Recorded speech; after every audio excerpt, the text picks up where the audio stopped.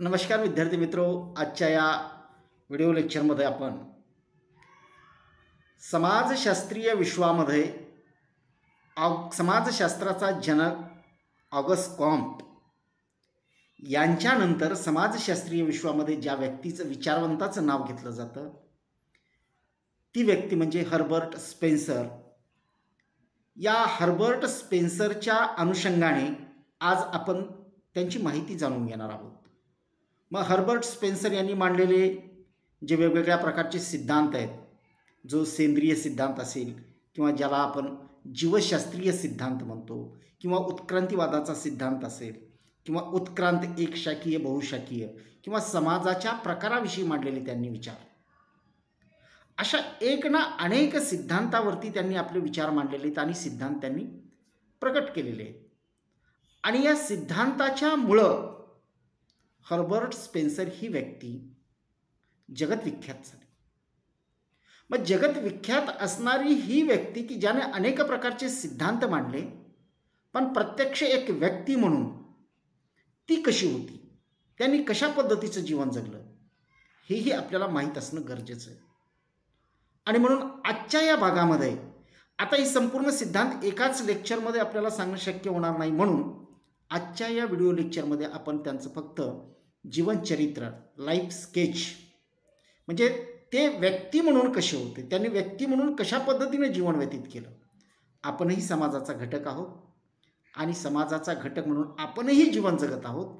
आणि मग आपल्या जीवन जगण्यामध्ये, कारण हर्बर्ट स्पेन्सर ही सुद्धा एक व्यक्तीच होती, आणि एक व्यक्ती म्हणून असताना या व्यक्तीने त्याच्या कुटुंबामध्ये, त्याच्या समाजामध्ये कशा पद्धतीने जीवन व्यतीत केलं हे आपल्याला माहीत असणं गरजेचं आहे। त्या अनुषंगाने केलेला हा संपूर्ण प्रपंच। आणि म्हणून एक नम्र निवेदन की व्हिडिओ पूर्ण अटेंड करा आणि व्हिडिओ आवडल्यास नक्की लाईक, शेअर आणि सबस्क्राईब करायला विसरू नका।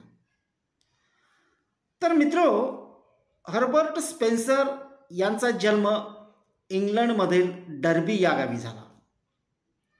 त्यांचा जन्म 27 एप्रिल 1820 रोजी झाला। हर्बर्ट स्पेन्सर यांचे वडील विल्यम गॉर्ग स्पेन्सर आणि माता हॅरिएट आणि पिता विल्यम यांच्या पोटी जन्माला आलेले हर्बर्ट स्पेन्सर हे त्यांच्या इतर मुलांच्या मध्ये सर्वात मोठे असणार। या दाम्पत्याला एकूण 9 अपत्ये झाली, पण 9 अपत्यापैकी फक्त हे थोरले असणारे हर्बर्ट स्पेन्सर एवढेच मात्र जिवंत राहिले। म्हणजे लहानपणापासून त्यांच्या जीवनामध्ये जी संकट आलं, पहिलं संकट आलं की 8 भावंड त्यांची त्या घरातली उभारलेली होती। जे वडील विल्यम गॉर्ग स्पेन्सर होते हे पेशानं एका शाळेमध्ये मास्तर होते, शिक्षक होते, पण अतिशय शीघ्रकुपी आणि तापट स्वभावाचे। पण आई मात्र अतिशय शांत, सुस्वभावी अशा पद्धतीचे।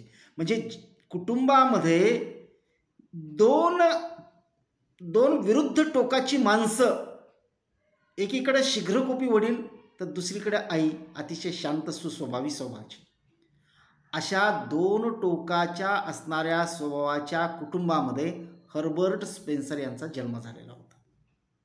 आणि हर्बर्ट स्पेन्सर जीवन जगत असताना तरुणपणामध्ये आल्यानंतर हर्बर्ट स्पेन्सर यांनी आपल्या वडिलांसारखंच अतिशय कठोर भूमिका सांगितलं की विद्यापीठा म्हणजे केम्ब्रिज विद्यापीठामध्ये शिक्षण घेण्याच्या संदर्भात तेव्हा त्यांना विचारलं, त्यावेळेला त्यांनी केम्ब्रिज विद्यापीठामध्ये शिक्षण घेण्यासाठी मी लायक नाही असं सांगून शिक्षण घेतलं नाही। आणि मग पुढे लंडन आणि बर्मिंगहॅम या ठिकाणी असणाऱ्या रेल्वेमध्ये अभियंता म्हणून काम करायला सुरुवात केली। काम करायला सुरुवात केल्यानंतर काम करत असताना काही दिवस ही नोकरी टिकली, पण जेव्हा लंडन आणि बर्मिंगहॅम इथलं काम संपलं तेव्हा त्यांना नोकरीवरून काढून टाकलं।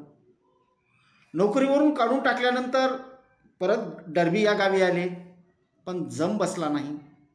लिखाण वाचन चालू ठेवलेलं होतं आणि त्याचाच फायदा म्हणून त्यांना असा झाला की लंडनमध्ये असणाऱ्या इकॉनॉमिस्ट या वृत्तपत्रामध्ये त्यांना उपसंपादकाची नोकरी लागली. म्हणजे उपजीविकेचा प्रश्न त्यांनी सोडवला. उपजीविकेचा प्रश्न त्यांनी सोडवला, पण हर्बर्ट स्पेन्सर यांनी आयुष्यभर लग्न केलं नाही. हर्बर्ट स्पेन्सर हे आयुष्यभर अविवाहित राहिले. अविवाहित राहिलेल्या या हर्बर्ट स्पेन्सर यांनी समाजशास्त्रीय विश्वामध्ये बायोलॉजिकल दृष्टिकोनातनं समाजाची मांडणी केलेली, उत्क्रांतीवादाचा सिद्धांत मांडलेला आहे. जीवशास्त्रीय दृष्टिकोनातून, ज्याला आपण सेंद्रिय सिद्धांत म्हणून सुद्धा ओळखतो.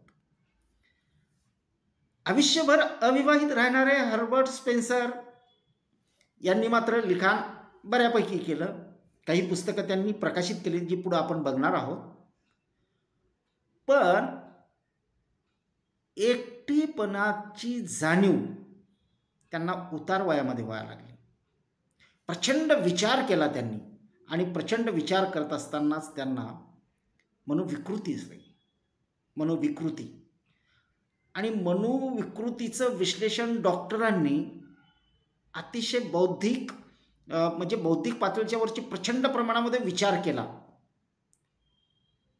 त्यामुळे झाली असावी. म्हणजे योग्य प्रकारचं निदान त्यांच्या संदर्भामध्ये झालेलं नाही. मग ही मनोविकृती झालेली असल्यामुळं हे हर्बर्ट स्पेन्सर वेड्याच्या प्रमाणे गावभर भटकत होते, कारण मन एकाग्र होतच नव्हतं. आणि मग याचाच दुष्परिणाम असा झाला की पुढे चालून यांना निद्रानाशाचा आजार झाला. निद्रानाश. आणि मग निद्रानाश जडल्यानंतर निद्राच येईना, आणि मग त्यांना अफूचं व्यसन जडलं. अफू घ्यायची व्यसन जडलं. साहजिकच आहे. म्हणजे आपण सर्वसामान्य व्यक्ती म्हणून जीवन जगत असताना ज्या प्रकारची संकट किंवा आपल्याला समस्या निर्माण होतात, तशाच प्रकारची संकट आणि समस्या या हर्बर्ट स्पेन्सरच्या जीवनामध्ये सुद्धा आलेली होती. पण फरक एवढाच की अशा प्रकारची आजार असताना सुद्धा या हर्बर्ट स्पेन्सर यांनी विचार करणं आणि सिद्धांत मांडणं, लिखाण करणं सोडलेलं नाही. आपण हतबल होतो, मानसिक विकृती निर्माण झाली की संपूर्णपणे सोडून देऊन एकटेपणा अंगी बाळगतो. पण हर्बर्ट स्पेन्सरपासून शिकण्यासारखी गोष्ट की माणसं मोठी का होतात, की संघर्षातनं ती उभी राहतात, संघर्षाला तोंड देत, संघर्षाला घाबरून पडून जात नाही. तसंच हर्बर्ट स्पेन्सर हे सांगण्याचा मूळ उद्देश हाच की तेही एक व्यक्ती होती, आपणही एक व्यक्ती आहोत, आणि मग आपणही एक व्यक्ती असताना सुद्धा अशा प्रकारची प्रसंग जरी निर्माण झाली तरी संकटाला न घाबरून जाता आपण आपलं काम, आपल्याला जे ध्येय गाठायचे ते आपण केलं पाहिजे. आणि म्हणून या हर्बर्ट स्पेन्सर यांनी लिखाण काही सोडलेलं नाही. लिखाण केलं, आपली पुस्तकं प्रकाशित केली. ती पुस्तकं कुठल्या प्रकारची होती की जी आजही प्रसिद्ध आहे. म्हणजे इंग्लंडमध्ये जन्मलेला हा व्यक्ती जगद्विख्यात झाला. भारतामध्ये सुद्धा आपण त्याचा अभ्यास करतो. आणि मग त्यांची पुस्तकं म्हणजे आजच्या या दृष्टिकोनातनं बघायचं जर झालं तर त्यांचं जीवन हे अशा पद्धतीचं होतं. आणि मग त्यांनी लिखाण कुठल्या पद्धतीचं केलं हे परीक्षेच्या अनुषंगाच्या दृष्टिकोनातनं सुद्धा महत्त्वाचं आहे.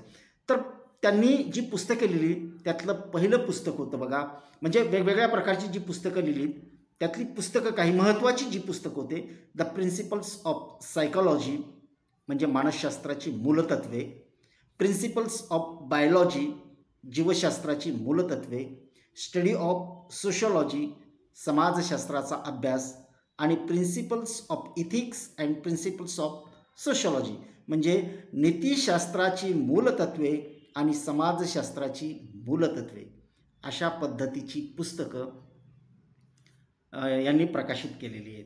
आणि मग त्यांच्या मृत्यूनंतर त्यांची ऑटोबायोग्राफी म्हणजे आत्मचरित्रात्मक पुस्तक त्यांच्या मृत्यूनंतर प्रसिद्ध झालेलं आहे. तर अशा पद्धतीनं विश्वविख्यात असणाऱ्या हर्बर्ट स्पेन्सरच्या आयुष्यामध्ये मात्र संकटांची मालिका निर्माण झाली होती. लहानपणीच भावंडांची मृत्यू बघितलेली होती. 2 स्वभावाची विरुद्ध टोकाची असणारी माणसं त्या कुटुंबामध्ये हे जीवन जगत होते. आयुष्यभर अविवाहित राहिले, अविवाहित राहून सुद्धा मनोविकृतीसारखा आजार जळला, त्यातून पुढे निद्रानाशासारखा आजार झाला. पण याही प्रसंगाला ते डगमगले नाही आणि वेगवेगळ्या प्रकारची पुस्तकं त्यांनी प्रकाशित केली. एवढंच नाही तर वेगवेगळ्या प्रकारचे सिद्धांत मांडून आज ते जगामध्ये म्हणजे विश्वविख्यात ठरलेले आहेत. तर यांनी जे मांडलेले सिद्धांत आहेत, मग ते सेंद्रिय सिद्धांत असेल किंवा जीवशास्त्रीय सिद्धांत असेल किंवा उत्क्रांतीवादाचा सिद्धांत असेल, हे सगळे किंवा समाजाविषयी मांडलेले त्यांचे प्रकारासंदर्भात मांडलेले विचार, हे सगळे आपण एक एक बघणार आहोत. पण ते पुढील व्हिडिओ लेक्चरमध्ये. आत्तापर्यंतचा ह्या हर्बर्ट स्पेन्सरची माहिती तुम्हाला जर आवडली असेल तर नक्की लाईक, शेअर आणि सबस्क्राईब करायला विसरू नका. भेटूया पुढील व्हिडिओ लेक्चर.